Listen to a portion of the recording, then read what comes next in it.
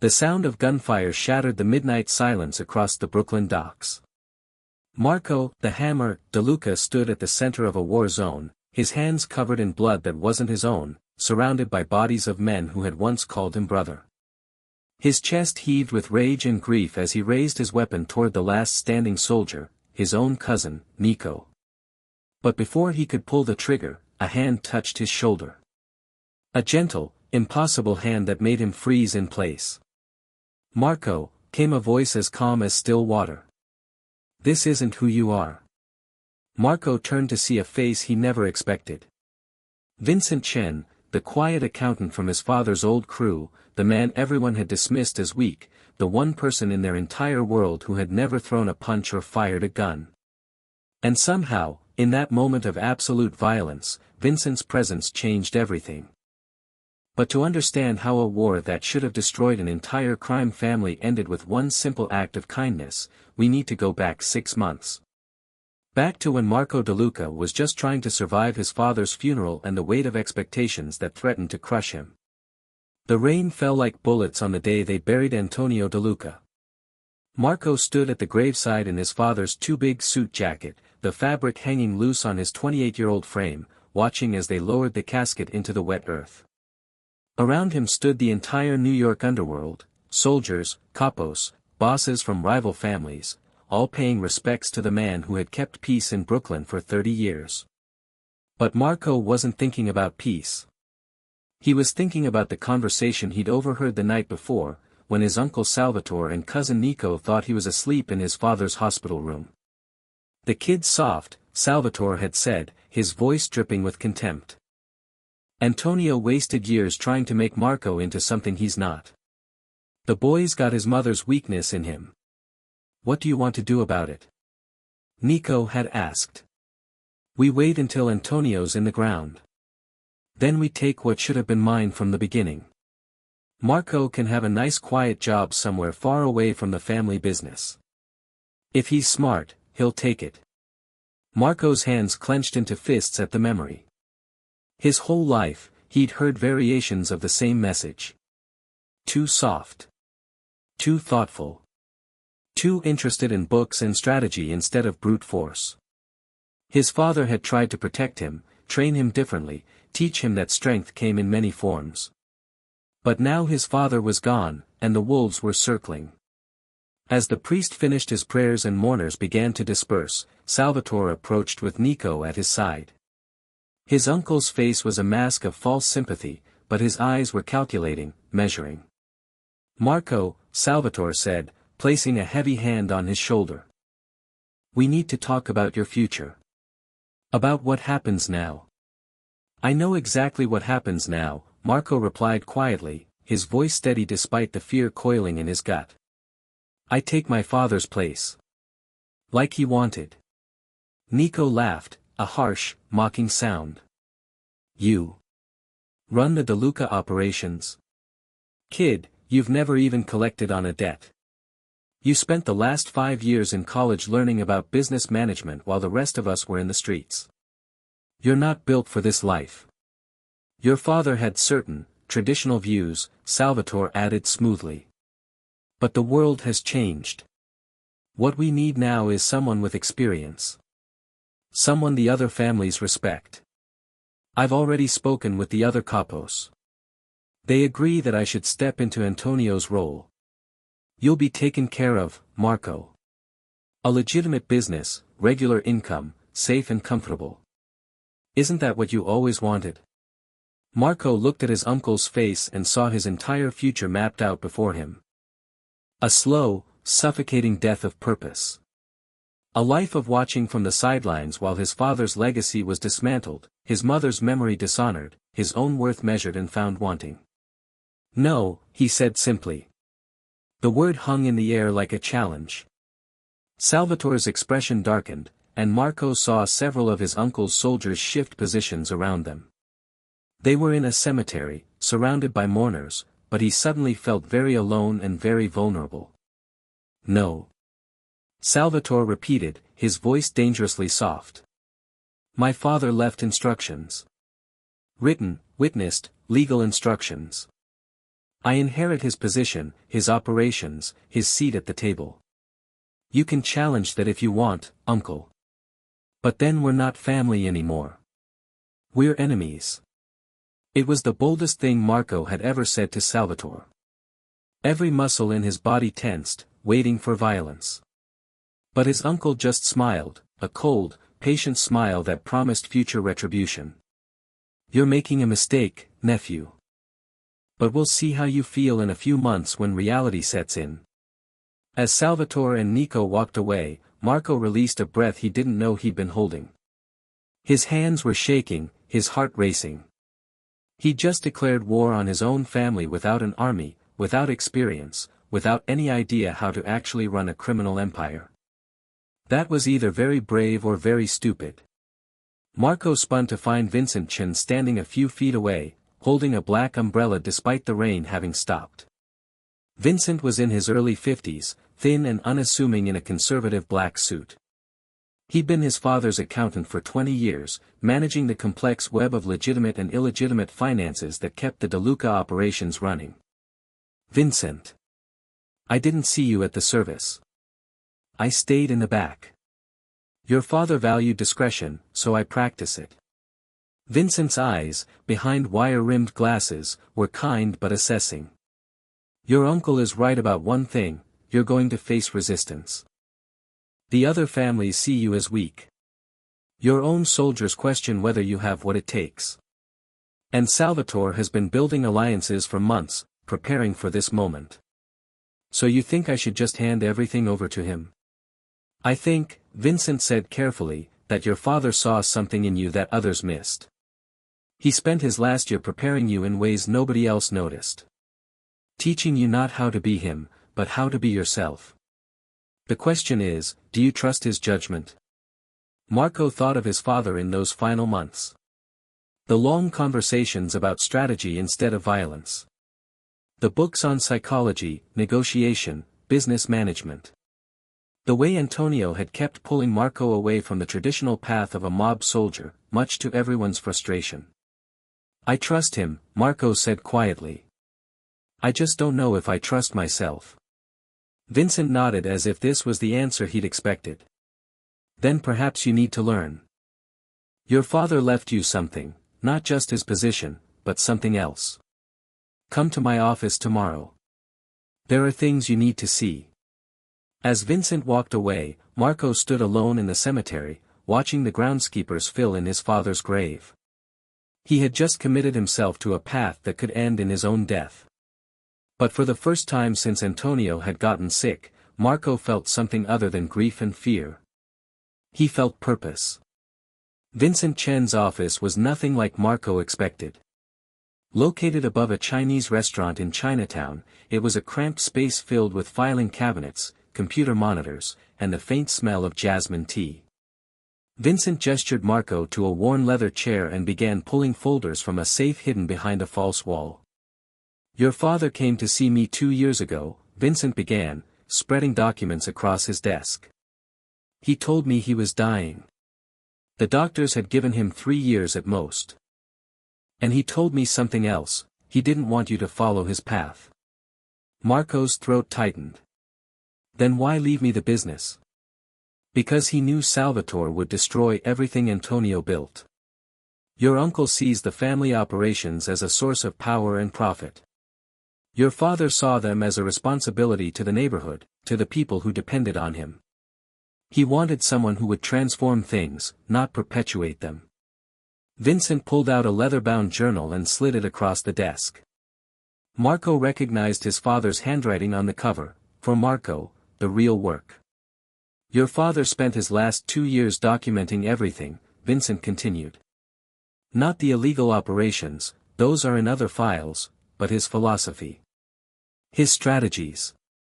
His network of allies in unexpected places. He created a roadmap for you, Marco. A way to take the power you're inheriting and transform it into something different. Something better. Marco opened the journal with trembling hands. The first page read, "Son, if you're reading this, I'm gone. I'm sorry I couldn't stay to guide you through what comes next. But I want you to know something important. The men who call you weak don't understand that there's a difference between weakness and wisdom. They mistake violence for strength and cruelty for power. You're going to face challenges I never prepared you for, and people will tell you that you need to become like them to survive. Don't listen. The world is changing, and the old ways are dying. What we need now are men who can build bridges instead of burning them. Men who understand that real power comes from loyalty earned, not fear imposed. Be that man, Marco. Even when it's hard. Especially when it's hard. Marco's vision blurred with tears. He tried to blink away. This was the conversation he'd needed to have with his father, the blessing and permission he desperately wanted. There's more, Vincent said gently. Your father didn't just leave you philosophy. He left you weapons, information, alliances, financial resources that Salvatore doesn't know about. And he left you something else. Vincent pulled out a final document, this one more official looking. He left you me. For the next year, I'm contracted to serve as your advisor. To teach you everything I taught him about the real power behind any organization, information, strategy, and financial control. Why would you do this? Marco asked, studying the quiet man who seemed so out of place in their violent world. You could retire comfortably. Why tie yourself to someone everyone thinks is going to fail? Vincent was quiet for a long moment, and something painful flickered across his face. Because 30 years ago, I was a gambling addict who owed money to very dangerous people. Your father found me beaten half to death in an alley. Instead of finishing what those men started, he paid my debts, got me into treatment, and gave me a job. He saved my life and never once held it over me. Everything I have, everything I am, I owe to Antonio DeLuca. Helping his son succeed is the least I can do. Marco felt something shift in his chest. This was the father he'd known, the man who saw potential in broken people and gave them second chances. The man who'd seen something in his own son that nobody else could recognize. Okay, Marco said, straightening in his chair. Teach me. Show me how to survive this. Vincent smiled, a real, warm smile that transformed his usually reserved face. The first lesson your father taught me, never fight your enemies on their terms. Salvatore expects you to compete for dominance using violence and intimidation. He spent 30 years perfecting that game. You'll lose. Then what do I do? You change the game entirely. The next 3 months were the hardest of Marco's life. Vincent put him through what felt like an intensive graduate program in organized crime management. But it wasn't what Marco expected. Instead of learning about weapons and violence, he learned about financial structures, legitimate business operations, and the complex web of relationships that actually kept their world functioning.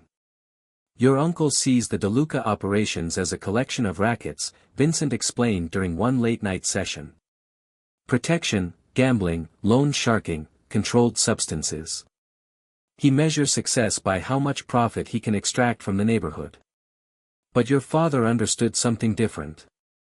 He saw the operations as a service economy. Marco looked up from the financial statements he'd been studying. What do you mean? People came to your father because banks wouldn't give them loans. Because the police couldn't or wouldn't protect their businesses. Because they needed problems solved that the legitimate system ignored. Your father provided those services, yes, but he also invested back into the community. This restaurant we're sitting above? Your father backed the owner's startup 20 years ago. That community center 3 blocks away. Your father's charitable foundation funds it. The scholarship program at the local high school. Antonio DeLuca's legacy. Vincent pulled out a map of Brooklyn, covered in colored pins and notes. Every pin represents a person or business that benefited from your father's approach. These are your real resources, Marco. Not the soldiers who follow orders out of fear, but the community members who prospered because your father chose partnership over exploitation. But understanding the philosophy was one thing. Facing the daily challenges of leadership was another. Marco's first real test came when the Russo family, longtime rivals, began moving into DeLuca territory, testing whether the young boss had the strength to hold his ground. His own soldiers were pressuring him to respond with violence, to prove he wasn't soft. "They're disrespecting us," Nico said during a tense meeting in the back room of their social club. His cousin had reluctantly accepted Marco's leadership after Salvatore had publicly agreed to give him 6 months to prove himself. But Nico's loyalty was paper-thin, and his contempt was barely concealed. "If we don't hit back hard, every family in New York will think they can take what's ours." Marco looked around the table at his father's old crew. These men had decades of experience, scars from countless wars, and serious doubts about their new boss. Everything in their world said that Nico was right, weakness invited attack, and mercy was a luxury they couldn't afford.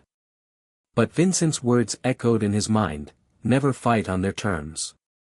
"Set up a meeting with Paolo Russo," Marco said quietly. The room exploded in objections. "You don't negotiate with disrespect," Nico shouted. "Your father would have already sent a message. This is exactly why Salvatore should be running things." Marco let them vent, watching carefully, noting who spoke loudest and who remained quiet. Then he raised a hand, and surprisingly, they fell silent. Perhaps his father's authority still carried some weight, even through his inexperienced son. "My father kept peace with the Russos for 30 years, Marco said calmly. "Paolo's father and mine had an understanding. That understanding is being tested right now, yes. But not by Paolo. By his younger brother, Tony, who wants to prove he's tougher than his older sibling. Tony is pushing into our territory because he thinks I'm weak, and he's hoping I'll respond with violence that will give Paolo an excuse to escalate into full war." Nico sneered. "So you're scared?" "I'm smart," Marco replied, meeting his cousin's contempt with steady confidence. "A war with the Russos costs money, lives, and attention from law enforcement that none of us can afford. Tony wants that war because he's young and stupid and thinks violence makes him powerful. I'm going to give Paolo a way to solve his brother problem without bloodshed, and in the process, I'm going to turn a potential enemy into an ally." "And how exactly are you going to do that?" Nico challenged. Marco smiled, a cold, calculating smile that reminded everyone in the room that he was, after all, Antonio DeLuca's son. "By using the one weapon Tony Russo never saw coming, information. Vincent had taught him well. For the past month, they'd been quietly gathering intelligence on Tony's operations. The man's ambition was matched only by his sloppiness. He was skimming from family operations, making unauthorized deals with suppliers, and running his own side ventures without Paolo's knowledge or approval. Marco had all the evidence, carefully documented, ready to be presented to Paolo Russo with a simple message: your brother is a liability. I could expose him and destroy your family's reputation. Or you and I could work together to solve this problem quietly, the way our fathers would have wanted. It was manipulation, leverage, the kind of chess move that required no bullets but could reshape the entire board. The meeting with Paolo happened 3 days later in a neutral location, a warehouse owned by a third party, with representatives from both families present. Paolo Russo was a bear of a man in his 50s, with intelligent eyes and the cautious respect of someone who'd survived 3 decades in their world by knowing when to fight and when to negotiate. Marco presented his evidence without theatrics, laying out Tony's betrayals with the detached professionalism of a prosecutor. He watched Paolo's face darken with anger, not at Marco, but at his own brother's stupidity and disloyalty. You could have used this to destroy my family's reputation, Paolo said when Marco finished. Why bring it to me instead? Because I don't want war, Marco replied simply. I want the same thing you want: stability, prosperity, and respect. Tony is forcing both our hands, trying to create conflict that serves no one but his own ego. I'm giving you a chance to handle your family problem internally, and I'm offering you something else. He slid another folder across the table. A partnership. My father and yours kept peace through mutual respect and clear boundaries. But the world is changing, Paolo. Law enforcement is getting smarter, competition from new players is increasing, and the old territorial model is becoming obsolete. What if instead of defending borders, we focused on collaboration? Shared resources, coordinated strategy, mutual protection. Paolo studied the proposal in silence, and Marco could feel his own soldier's skepticism radiating behind him. This wasn't how their world worked. Families competed, they didn't collaborate. But Paolo Russo hadn't survived 30 years by being stupid. He saw the same changes Marco saw, the same pressures threatening their traditional way of life. "Your father was a good man," Paolo said finally. "He helped me once when I was young and stupid, probably not much different from Tony now. I've been watching you these past months, wondering if you had his wisdom or just his name." He extended his hand across the table. "Let's try this your way. But if your partnership doesn't work, if you show any weakness that invites others to challenge us both, then you have my permission to say I told you so," Marco finished, shaking Paolo's hand firmly. As they left the meeting, Nico pulled Marco aside, his expression conflicted. For the first time, there was something other than contempt in his cousin's eyes. Something that might have been grudging respect. That was. Nico started, then stopped, searching for words. That was different. Different good or different bad? Nico shrugged. Different smart. I still don't know if it'll work long term. The other families aren't going to be as reasonable as Paolo. And your uncle. He trailed off, but the warning was clear. Marco nodded. He'd won a battle, but the war for his family's future had barely begun. The real attack came on a cold November night, 6 months after Antonio DeLuca's funeral. Marco was working late in Vincent's office, reviewing financial reports, when his phone exploded with messages. There'd been a shooting at one of their legitimate businesses, a restaurant that had been in the DeLuca family for 3 generations.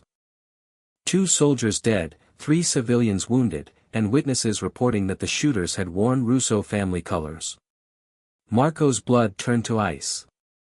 It was perfectly orchestrated to look like Paolo had betrayed their alliance, to force Marco into a war he couldn't avoid without looking weak. "It's Salvatore," Vincent said grimly, his fingers flying across his keyboard as he pulled up security camera footage. "Look at the timing. Your uncle's been quiet for months, letting you build confidence. Now he's trying to destroy everything you've created in one night." Marco's phone rang. Paolo Russo's name flashed on the screen. "I had nothing to do with this," Paolo said immediately, his voice tight with fury. "Someone hit one of my distribution centers at the exact same time, made it look like your people. We're being played, Marco. I know. Give me 24 hours before you respond. Please." "You have 12, Paolo replied and hung up. Marco looked at Vincent, his mind racing through options, all of them bad. If he didn't retaliate, he looked weak, and Salvatore would use that to take control. If he did retaliate against the wrong target, he'd start a war that would destroy multiple families. And if he went after Salvatore directly without proof, he'd tear his own family apart. "What would my father do?" Marco asked quietly. Vincent smiled sadly. "Your father would do exactly what you're about to do. The thing that terrifies you most." "What's that?" "Trust." Marco called an emergency meeting at the social club, summoning every DeLuca soldier, every capo, every person with skin in the game. He also invited Paolo Russo and representatives from the other major families. It was an unprecedented gathering, the kind of summit that usually only happened after wars, not before them. Salvatore arrived with Nico and a contingent of loyalists, his expression carefully neutral. But Marco could see the calculation in his uncle's eyes, the certainty that this night would end with Marco's leadership in ruins. "We've been attacked," Marco began, standing at the head of the long table. "Someone is trying to start a war between the DeLuca and Russo families. Someone who benefits from our destruction." "Then let's stop talking and start shooting," one of the old guard soldiers growled.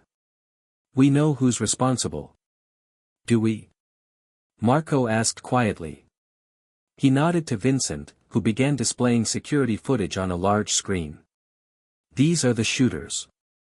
Notice anything? The room fell silent as they studied the images. The men wore Russo colors, but their movements were wrong, too military, too precise. These weren't street soldiers, they were professionals. Now watch this, Vincent continued, showing footage from the attack on Paolo's operation. Different shooters, DeLuca colors, but the same professional precision. Same tactical approach. Same equipment. Same handler coordinating both strikes. Marco played his final card, phone records that Vincent had pulled showing communication between the shooters and a single number. A number registered to one of Salvatore's shell companies. The silence in the room was deafening. Salvatore stood slowly, his face carefully composed, but Marco saw the flash of calculation in his eyes. His uncle was weighing options, measuring whether he could still salvage this. You think I would attack my own family? Salvatore asked, his voice heavy with wounded dignity. You think I would kill DeLuca soldiers to score points against my own nephew? I think, Marco said quietly, that you've been planning this for months. I think you hoped I would respond with violence, start a war that would prove I'm unfit to lead, and position yourself as the stable hand needed to restore peace. What you didn't count on was me having allies who actually investigate before they react. Nico stood abruptly, his hand moving toward his weapon. For a moment, the room teetered on the edge of violence. Soldiers on both sides tensed, and Marco knew that the next few seconds would determine whether he lived or died. Then Vincent did something extraordinary. He simply walked into the center of the room, his small frame somehow commanding attention, and began to speak. I've been part of this world for 30 years, Vincent said in his quiet, measured voice. I've watched families rise and fall. I've seen strong men and weak men, violent men and wise men. And I can tell you that the ones who survive aren't the toughest or the most brutal. They're the ones who understand that real power comes from trust, not fear. He looked directly at Salvatore. Antonio DeLuca trusted me when I had nothing to offer but debts and addiction. He gave me a second chance, and I've spent 3 decades repaying that trust. Marco is offering everyone in this room the same thing his father offered me, a chance to build something better than the endless cycle of violence and revenge. Vincent turned to address the entire room. You can follow Salvatore's path. You can shoot first and ask questions later. You can divide into factions and tear this family apart fighting for scraps. Or you can take a risk on something different. On the idea that maybe, just maybe, we're all stronger when we work together instead of against each other. The room remained silent. Then Paolo Russo stood, his massive frame commanding attention. Marco DeLuca has shown me more honor and respect in 6 months than most men have in 30 years, Paolo said. He gave me information he could have used to destroy my family. He built a bridge when he could have started a war. And tonight, instead of responding to an attack with more violence, he investigated first. That's not weakness. That's wisdom. He looked at Salvatore with cold finality. You tried to manipulate both our families into destroying each other. In my world, that kind of dishonor has one response. What happened next was swift and final. Salvatore's own soldiers, recognizing that their boss had crossed a line that couldn't be uncrossed, stepped away from him. Nico, faced with choosing between his father and his family's survival, made the hardest decision of his life. I'm sorry, Papa, Nico said quietly. But this ends now. Marco had won. Not through violence, but through strategy, evidence, and the careful building of alliances that made his uncle's betrayal unforgivable in the eyes of everyone who mattered. But as Salvatore was led away to face family justice, Marco felt no triumph. Only exhaustion and a deep gratitude for the quiet accountant who had taught him that there were weapons more powerful than guns. 5 years later, the Brooklyn docks had transformed. The warehouses that once served as fronts for illegal operations now housed legitimate logistics businesses. The social clubs where soldiers used to plan crimes had become community centers offering job training and youth programs. The loan shark operations had evolved into a community credit union that actually helped people instead of trapping them in debt. Marco DeLuca stood on the waterfront watching the sunset paint the sky in shades of gold and crimson. At 33, he'd accomplished what his father had dreamed of, transforming their family's power into something that built up their community instead of exploiting it. Thinking about your father? Vincent approached, 2 cups of coffee in hand. Always, Marco replied, accepting the cup. Wondering if he'd be proud of what we've built. He'd be proud of who you've become, Vincent corrected gently. The businesses, the peace with other families, the community programs, those are all important. But what Antonio really wanted was for you to become the kind of man who could lead without becoming what you fought against. Marco smiled. I had a good teacher. You had several, Vincent said. Your father taught you philosophy. I taught you strategy. But you taught yourself the most important lesson. What's that? That real strength isn't about how hard you can hit. It's about how much you can accomplish without throwing a single punch. They stood together in comfortable silence, watching the city lights begin to twinkle in the growing darkness. The world hadn't become perfect, there were still challenges, still conflicts, still moments when Marco had to make hard decisions. But the cycle of violence that had defined their world for generations had finally been broken. Not through warfare, but through one simple act that had changed everything. Trust. When Vincent Chen had stepped into that room full of armed, dangerous men and spoken truth about the power of working together, he demonstrated something revolutionary. That in a world built on fear and intimidation, sometimes the bravest and most transformative thing you could do was show vulnerability, extend trust, and believe in people's capacity for something better than their worst instincts. Marco's phone buzzed with a message from Nico, who now ran their legitimate construction business and had become one of Marco's closest allies. Board meeting tomorrow at 9. Community center groundbreaking at 2. Don't be late, boss. Marco laughed. Boss. 5 years later and it still sounds strange. That's because you never wanted to be a boss, Vincent observed. You wanted to be a builder. Your father saw that in you when you were just a boy. He knew the world needed builders more than it needed more bosses. The old-timers still think I'm soft, Marco admitted. Let them, Vincent replied with a rare smile. While they're measuring strength by outdated standards, you're reshaping the future. That's not soft. That's revolutionary. As they walked back toward Vincent's office, Marco thought about the journey that had brought him here.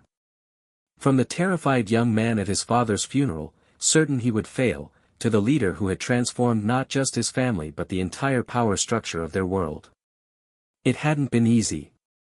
There had been moments of doubt, setbacks, challenges that had tested every lesson he'd learned. But through it all, he'd held on to his father's wisdom and Vincent's guidance, learning that real power came not from inspiring fear, but from earning loyalty. Not from hoarding resources, but from investing in people.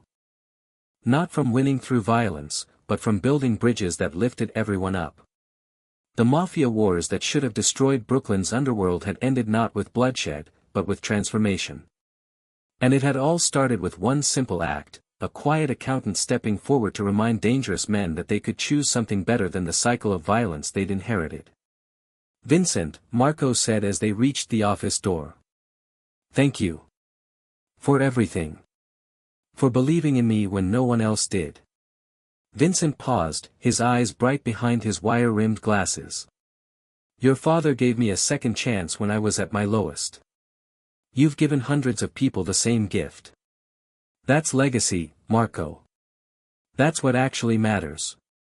Inside the office, plans and projects covered every surface, legitimate businesses providing real jobs, community programs offering real opportunities, partnerships with former rivals creating real stability. The DeLuca family had transformed from an organization built on fear into one built on trust. And in a world that had always said violence was the only language men like them could speak, Marco had proven something revolutionary. that the strongest men weren't the ones who knew how to destroy, but the ones brave enough to build. That real courage wasn't found in throwing punches, but in extending hands. That the most powerful weapon in any arsenal wasn't a gun, but the simple, radical act of choosing kindness when the world expected cruelty. The lesson his father had tried to teach him. The lesson Vincent had helped him learn. The lesson he would spend the rest of his life passing on to others. That sometimes, when everything is burning and war seems inevitable, all it takes to change the world is one person brave enough to believe that there's a better way.